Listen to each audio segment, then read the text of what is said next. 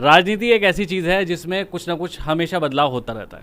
साहिल मेहरा जो है हमारे साथ हैं और किरतपुर के युवाओं में, और अगर समाजवादी पार्टी के युवाओं की बात करें तो सबसे बड़ा पद जो था इनके पास था। जगमीत चहल भाई भी हमारे साथ हैं यहाँ पे, तो बात करते हैं उनसे कि आज इन्होंने क्या फ़ैसला लिया है। जगमीत भाई, आप कौन सी पार्टी से थे और आपने अब जैसे कौन सी पार्टी में जा रहे हैं? मैं 2004 से समाजवादी पार्टी में था और समाजवादी पार्टी के लिए मैंने बहुत कुर्बानियाँ दी, मुकदमे झेले और आज तक हमने भीड़ इकट्ठी करके सिर्फ नीचे बैठने का ही काम किया है। और जब हमें मंच पे जाने का मौका मिला, मंच पे हमारा नाम तो भूल जाता है, मंच पे बुला के हमें अपमानित किया जाता है। तो राजनीति हम कोई कमाई का साधन तो है नहीं, हमारा मान सम्मान की लड़ाई है। जब अपमान होगा तो हम जाएंगे क्यों? दूसरी चीज़, हम अपना अपमान बर्दाश्त कर सकते हैं, लेकिन मेरे सिर पे जो पगड़ी बंधी हुई है ये ऐसी चीज़ है, हमारे गुरुओं ने ऐसी खून की शहादतें देकर दी हुई है कि ये इसकी बेइज्जती बर्दाश्त हम नहीं करेंगे। क्योंकि आज मेरा सिख समाज वहाँ सभा में पहुँचा था, जो आज राष्ट्रीय अध्यक्ष अखिलेश यादव आए थे समाजवादी पार्टी के, उनके सामने उनकी एक ही तमन्ना थी कि हमारे सिख समाज का एक व्यक्ति सम्मान के साथ वहाँ पहुँच जाए, लेकिन उसे भी सम्मान नहीं मिला। तो उन लोगों ने मुझे फ़ोन किया, जब आपका इस पार्टी में सम्मान ही नहीं है तो क्यों जा रहे हो? तो मैं अपने समाज के साथ हूँ। मेरे मुस्लिम भाई वहाँ गए थे, उन्होंने भी यही बात कही। मेरे साथ कई ग्राम प्रधान, कई बीडीसी मेंबर, कई मौजूदा प्रधान गए थे, उन्होंने भी यही बात कही। तो जो जनता का फैसला है वही हमारा फैसला है। आपको एक संदेश देना चाहता हूँ, ये तस्वीर को आप सही से दिखाइए कैमरे में। ये जो तस्वीर है ये मैं भेंट करना चाहता था, और ये ऐसी तस्वीर है जो हिंदू, सिख और मुसलमान की एकता का संदेश दे रही है। जहाँ हिंदुस्तान के अंदर इबादत करने वालों को ठोकरें मारी जा रही हैं, अपमानित किया जा रहा है, वहाँ ये तस्वीर ये बयां करती है कि हमारा सिख समाज हर वर्ग, जहाँ वर्ग किसी वर्ग के साथ भी अगर जुल्म हो रहा है तो वहाँ खड़ा होने का काम करता है। तो क्या ये तस्वीर से अच्छा संदेश जाता है या बुरा जाता है, आप इसका अनुमान लगा सकते हैं। और ये तस्वीर जो संविधान बचाने की बात कर रहे हैं, जो एकता की बात कर रहे हैं, जो आपस में जोड़ने की बात कर रहे हैं, जो ये तस्वीर अपने कदमों में डाल के तोड़ सकते हैं, वो संविधान को कभी नहीं बचा सकते, और संविधान भी तोड़ने का ही काम कर रहे हैं। मतलब ये तस्वीर जो है देख सकते हैं यहाँ पे टूटी हुई नज़र आ रही है, तो ये कहाँ पे थी, कहाँ पे लगी हुई थी, किस जगह थी? ये मैं लेकर गया था अपने हाथ में, और ये तस्वीर जब मैंने देने की कोशिश की तो वहाँ की सिक्योरिटी और वहाँ के कुछ कार्यकर्ताओं ने इसे अपमानित किया, और ये तस्वीर नीचे गिर के कदमों में टूट गई। इसके ऊपर मेरा नाम भी लिखा हुआ था कि भेंटकर्ता सिख समाज के, सर्व समाज सिख समाज के लोग, लेकिन वो भी टूट गया। और ये तस्वीर नहीं टूटी, ये हमारा समाज टूट गया है।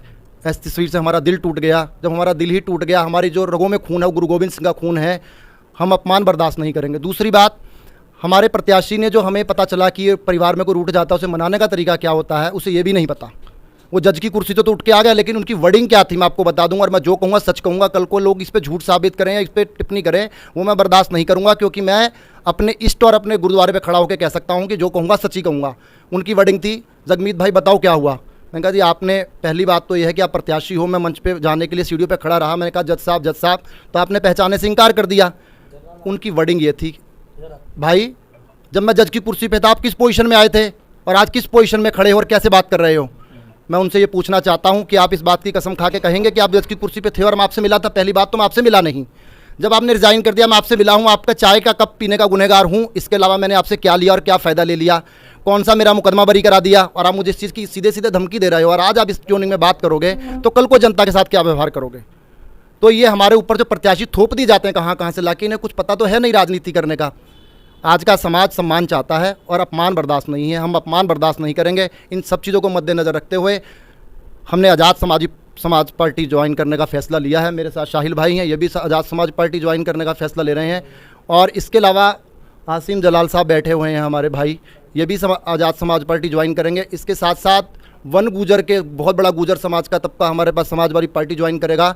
और कई सारे प्रधान और बीडीसी मेंबर और मौजूदा प्रधान और पूर्व प्रधान भी आज़ाद समाजवादी पार्टी हमारे साथ ज्वाइन करेंगे।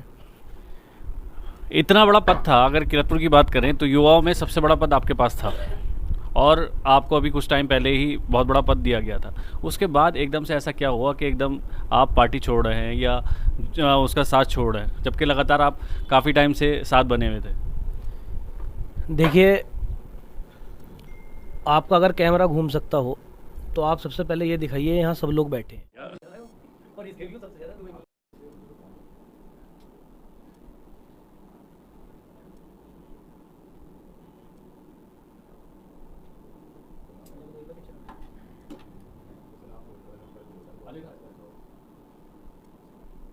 लोगों को नज़रअंदाज किया जाए, यहाँ पार्टी के ही लोग पार्टी के साथ गद्दारी करने पे उतर आए और अपने कॉलर ऊंचे करके घूमे कि हम ही हम हैं, दूसरा कोई है ही नहीं।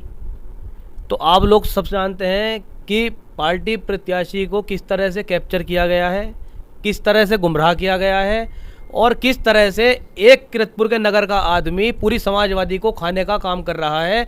आज किरतपुर के मंच पे कहीं आपको समाजवादी पार्टी का कोई पुराना नेता कार्यकर्ता दिखाई दे रहा हो तो आप मुझे बताइए।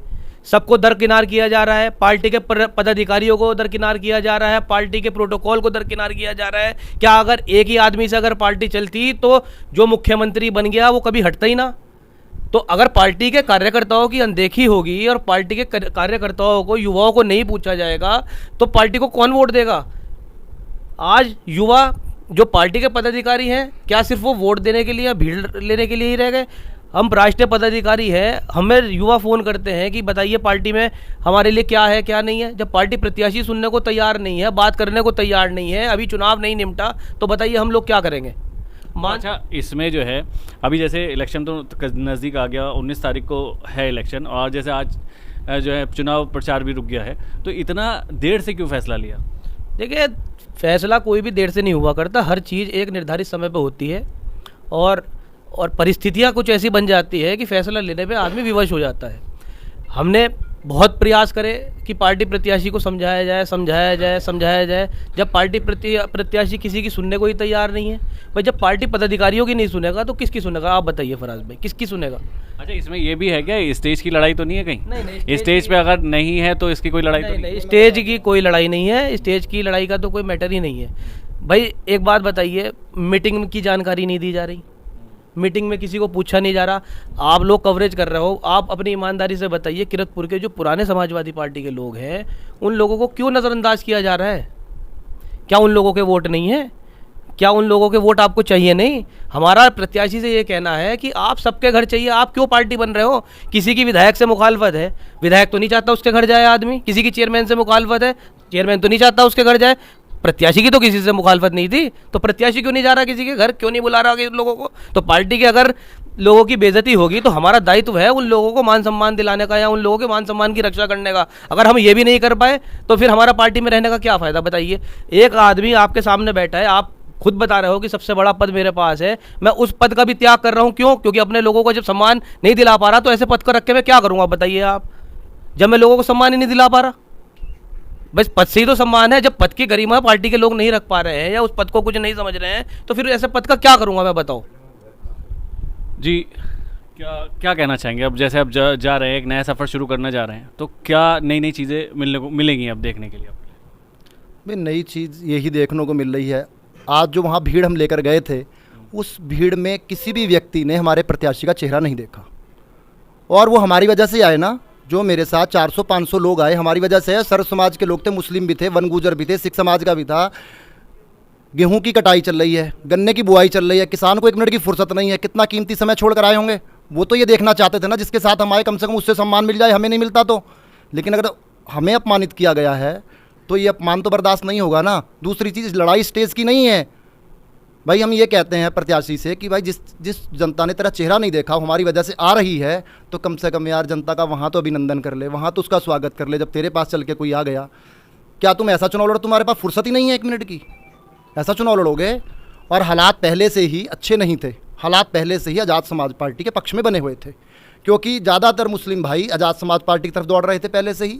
सहारनपुर का कस्बा हमारे यहाँ बहुत बड़ा समाजवादी का गढ़ कहा जाता है, वराइन बिरादरी के लोग रहते हैं बहुत बड़ी संख्या में, वो पहले ही आज़ाद समाज पार्टी के थे। और हमारे यहाँ पूरनपुर गढ़ी तुलसी कहलाता है, वो वहाँ के लोग भी सारे आज़ाद समाज पार्टी के साथ हैं। चंदनपुरा के लोग, मौजूदा प्रधान आज वहाँ पे आए, मैंने कहा कि भाई इनका नाम बोल दो। मौजूदा प्रधान 3-4 आए थे, इनका ये तो कह दो कि आपका स्वागत करते हैं, आप लोग भीड़ लेकर आए हो, लेकिन नहीं बोलने को तैयार। तो इन्होंने तो समाजवादी पार्टी के कार्यकर्ता को निस्तनाबूद कर दिया। कार्यकर्ता नहीं रह गया कहीं भी। जो स्थापक सदस्य थे हमारे यहाँ नजीबाबाद में, मुनव्वर अली साहब हैं, वो काउंसलर मेंबर हैं। नेहटौर के अंदर प्रोग्राम हुआ, उन्हें नीचे बिठाया गया। आज अगर मंच पे हमारी 36 सिफारिशों के बाद बुला भी लिया गया तो माइक के बहुत बड़े नेता हैं, उन्हें साइलेंट कर दिया गया, उन्हें बुलाया नहीं गया। और उन लोगों को बुलाया गया जो लोग घर पे बैठे हैं एसीओ के बीच में, जो लोग प्रत्याशी से ये कह रहे हैं, जो डिमांड कर रहे हैं, अलग अपेक्षाएं रख रहे हैं, उन लोगों को मंच पे बुलाया गया। अच्छा, एक सवाल मेरा ये है, जिस तरह से आपको आज बुरा लगा, आपके साथ समाज था, इसी तरह से जो आम जनता है और इलेक्शन के अलावा वो नेताओं से मिलने की कोशिश करता है, किसी भी नेता से, तो जैसे उससे वो नेता उसे देख के इग्नोर कर देता है, तो जिस तरह से आपको बुरा लगा, तो इस पर क्या कहना चाहेंगे आम जनता के लिए? भाई आम जनता के लिए हम यही कहेंगे कि आपके बीच एक ऐसा नेता आया है कि वो जगह जगह जिस समय आप टैली कर देंगे, जिस समय आप कॉल कर देंगे, आपके पास पहुंचने के लिए तैयार है। तो हमें तो ज़मीनी नेता चाहिए, हवा मुड़ने वाले नेता चाहिए ही नहीं, जो हेलीकॉप्टर से आए उड़ जाएँ। हमने तो 20 साल दे दिए, मुकदमे झेल लिए, क्या हम अपराधी थोड़ा ही हैं, कोई कत्ल या चोर डकैत थोड़ा ही हैं। पार्टी के लिए झेले ना मुकदमे। जिला पंचायत अध्यक्ष का चुनाव होता है तब भी हम मुकदमे झेलें, कोई भी चुनाव होता है तब भी हम मुकदमे झेलें। तो जिस पार्टी ने मुकदमे झेलें उसमें सम्मान भी ना मिले तो लानत है हमारे पे ऐसी पार्टी में रहने पे। क्यों रहें ऐसी पार्टी में? अब देख सकते हैं सारी चीज़ें आपको समझ में आ रही होगी। बड़ा नुकसान होता है कि कोई 20 साल किसी पार्टी में दे दे और उसके बाद उसको सम्मान ना मिले, या वो कहीं पे खड़ा हो उसे पहचानने के लिए लोग, नेता जो हैं, बड़े नेता, वो इनकार कर दें।